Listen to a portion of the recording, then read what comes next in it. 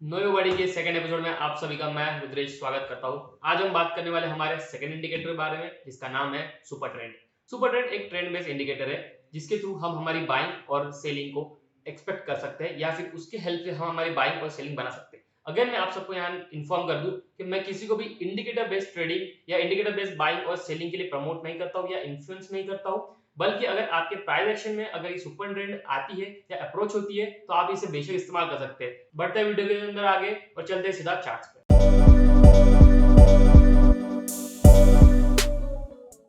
This channel and video is made for educational and infotainment purpose only. I am not SEBI registered analyst. Never take my individual opinion as any recommendation or tip. Always consult your financial advisor before investing or trading. Channel पर नए हैं तो channel को subscribe कर लीजिए, साथ ही bell icon को press कर लीजिए। आज हम बात करने वाले हैं सुपर ट्रेंड के बारे में।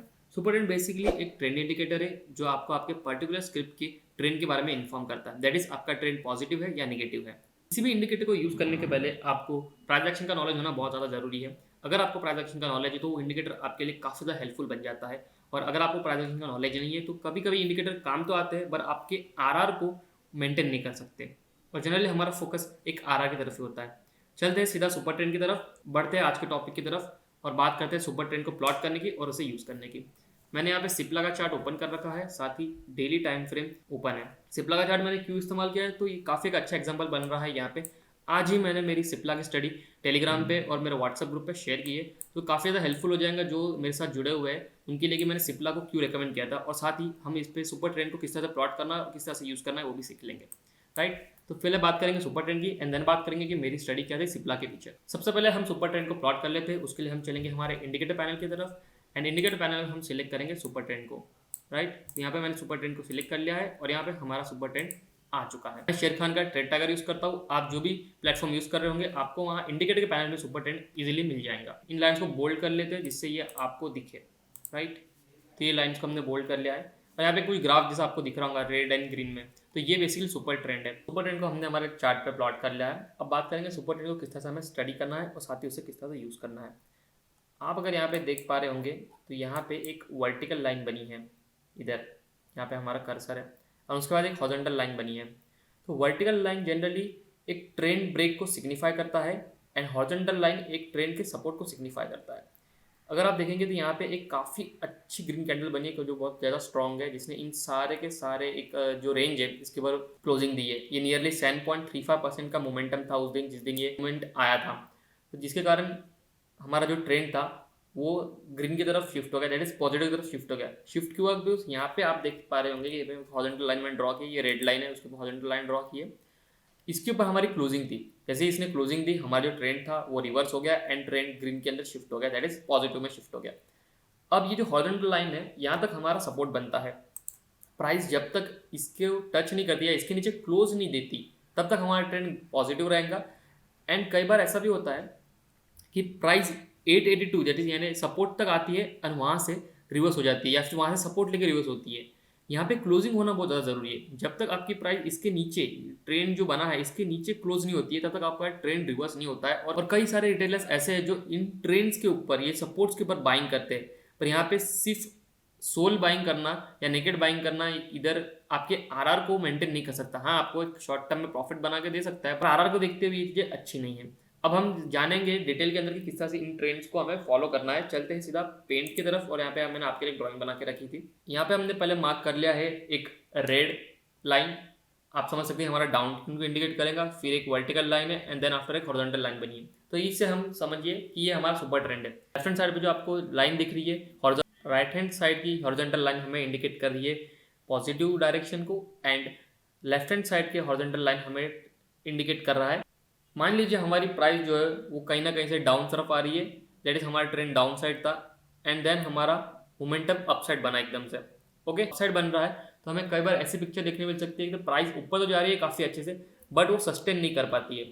राइट, यहाँ पे आप देख सकते हैं क्लोजिंग नहीं हुई है हमारी जो कैंडल है वो हमारे ट्रेंड के नीचे दैट इज डाउन ट्रेंड के नीचे ही बिलो ही क्लोज हो चुकी है। दैट मीन्स यहाँ से प्राइस एक बार वापस नीचे आ सकती है या ऊपर जा सकती है। तो कई बार इस पॉइंट में हमें कॉशियस रहने की जरूरत है। अगर आपने यहाँ से प्राइस ली रखी है या फिर आपने यहाँ से कोई शेयर ले रखा है तो आपको इस पर्टिकुलर सेगमेंट पे आपको आपका कुछ प्रॉफिट बुक करना काफी अच्छा होता है। प्राइस अगेन डाउन साइड की तरफ आने लगी और फिर अगेन मोमेंटम आया अप साइड का और इस बार प्राइस ने क्लोजिंग दे दी, और जैसे प्राइस ने क्लोजिंग दी आप देख सकते हैं हमारा जो इंडिकेटर नीचे की साइड है यहाँ पे इस तरफ हमारा ट्रेंड हो गया है पॉजिटिव, अब ये पॉजिटिव बन चुका है। और जब कभी प्राइस यहाँ से ऐसे डाउन तरफ आएंगी तब यहाँ पे हो सकता है कि सपोर्ट ले, इस तरह से यहाँ पे सपोर्ट लिया था प्राइस ने एंड देन आफ्टर डाउन आई थी, तो हो सकता है इधर से सपोर्ट ले अगेन फिर प्राइस यहाँ से अपसाइड तरफ चल जाए। चलते चार्ट पे और देखते हैं हम कुछ एग्जाम्पल्स को। राइट, चार्ट पे आ चुके अगेन, और यहाँ पे हमें सिप्ला में एक एग्जाम्पल मिल जाता है। जिस तरह से मैंने चार्ट में एक ड्राइंग की थी, ये प्राइस हमारी डाउन साइड तरफ आ रही है, कुछ मोमेंटम बना, प्राइस अपसाइड गई और यहाँ पे इस बेस्ट कैंडल जो है वो क्लोज नहीं हो पाई ट्रेंड के ऊपर, दैट इज जो डाउन ट्रेंड था उसके ऊपर क्लोज नहीं हो पाई और अगेन प्राइस डाउन तरफ आ गई एंड प्राइस अगेन अपसाइड की तरफ मोमेंटम आया, और जब ये कैंडल क्लोज हुई तब जाके हमारा ट्रेंड पॉजिटिव हुआ। ओके, तो ये सिर्फ डाउन ट्रेंड में नहीं बल्कि अपसाइड में जो मोमेंटम होता है उस पर भी सुपर ट्रेंड काफ़ी बार काम करता है। ये रहा हमारा दूसरा एग्जाम्पल, देख सकते हैं आप, प्राइस यहाँ से डाउन तरफ आ रही थी, सुपर ट्रेंड ने इधर सपोर्ट किया, सपोर्ट करने से price again up again down, again support लिया, फिर वापस ऊपर गई, अगेन नीचे आई, सपोर्ट लिया, ऊपर गई। तो इस तरह के मार्केट से हमें बच के रहना है। कई बार यहाँ पे रिटेलर्स फंस जाते हैं। बात करते हैं कि किस टाइम फ्रेम को हमें यूज़ करना है सुपर ट्रेंड में। तो जनरली मैं बिग टाइम फ्रेम भी यूज़ करता हूँ, एकदम बहुत बड़ा बिग टाइम फ्रेम भी आपको यूज़ नहीं करना है, बहुत छोटा टाइम फ्रेम भी आपको इस्तेमाल नहीं करना है, आपको एक मिड का टाइम फ्रेम इस्तेमाल करना है, एक बीच का टाइम फ्रेम आपको आइडेंटिफाई करना है। तो बीच का टाइम फ्रेम हमारे लिए होगा वीकली चार्ट पैटर्न। चलते हैं वीकली पे और देखते हैं किस तरह से वीकली पे इन चीज़ों ने काम किया है। वीकली पे आ चुके हैं, वीकली पे अगर आप देखेंगे तो देखो ट्रेंड काफ़ी टाइम से पॉजिटिव ही रहा है, डाउन ट्रेंड इसमें बना नहीं है। वीकली पे अगर आपको सुपर ट्रेंड मिलता है तो वीकली पे आप फॉलो कर सकते हैं, क्योंकि 7 दिन का डेटा आपको एक कैंडल मिलता है और काफ़ी ज़्यादा पावरफुल होता है एक सिंगल कैंडल के कंपैरिजन में। आप देख सकते हैं प्राइस एक भी बार अब तक सुपर ट्रेंड पे आई नहीं है। ओके, प्राइस हमेशा उसके ऊपर से जा चुकी है। जब कभी प्राइस इस सुपर ट्रेंड के आसपास आएंगे, दैट इज नियरली हियर 853 के आसपास, तो हो सकता है कि प्राइस अगेन यहाँ से कोई सपोर्ट ले या फिर सेलिंग हो तो इसके नीचे क्लोज होकर ट्रेंड डाउन साइड में बन जाए। तो जनरली इस तरह से सुपर ट्रेंड काम करता है, इन ट्रेंड्स को, इन लाइन्स को सपोर्ट रेजिस्टेंस की तरह काम करता है। कहते हैं सिप्ला को मैंने क्यों रिकमेंड किया था, तो इसके लिए चलते हैं डेली चार्ट पे। ये सारी ड्राइंग्स हम हटा देते हैं और साथ ही हम इंडिकेटर को भी हटा देते हैं।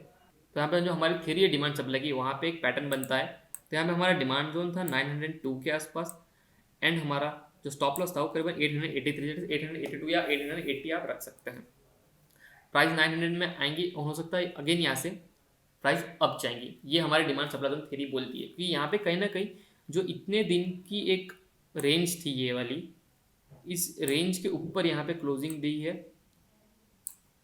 एक ही दिन के अंदर 7.35% का मूव था यहाँ पे।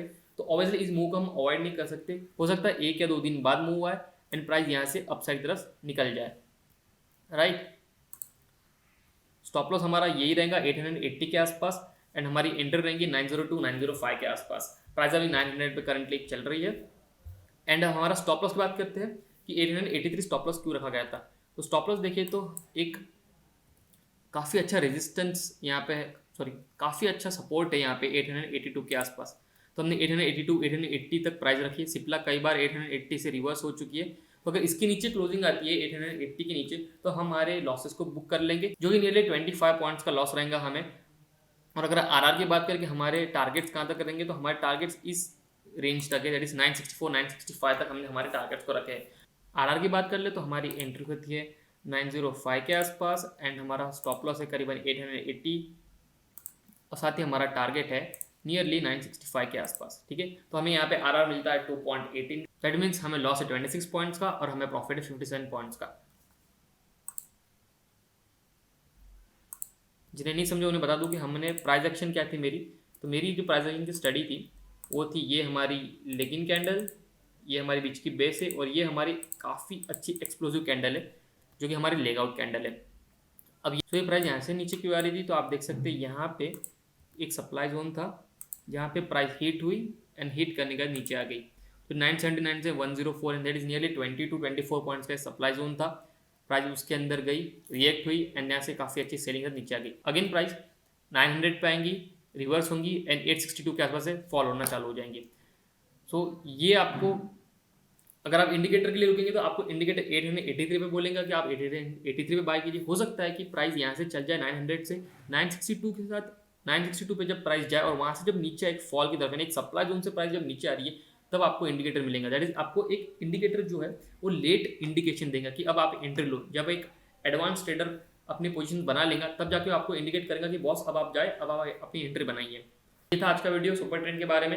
होप आपको ये अच्छा लगा होगा। वीडियो में अब तक बने होगा तो चैनल को लाइक कीजिए, सब्सक्राइब कीजिए, साथ ही शेयर करना ना भूलिए कि शेयर करेंगे इंडिया तभी तो बढ़ेंगे इंडिया। मिलते हैं अगली वीडियो में, तब तक के लिए टेक केयर।